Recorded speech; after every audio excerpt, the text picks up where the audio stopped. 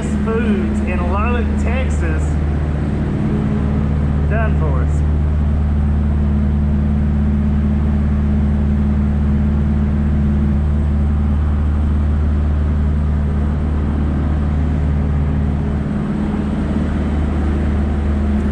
Alright, this is how U.S. Food left us in Lubbock, Texas. This is the third stop out of 4, and this is how they left the pallet. Wow.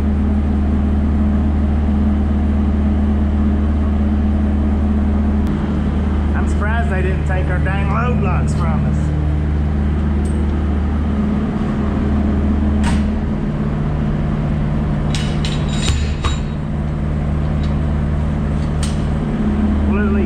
Insane.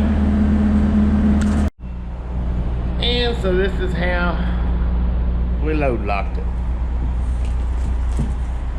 But this here, which it really didn't help much there, and we put those there, keep it from sliding. Don't forget to like, subscribe, leave a comment, whatever. Catch you on the next go.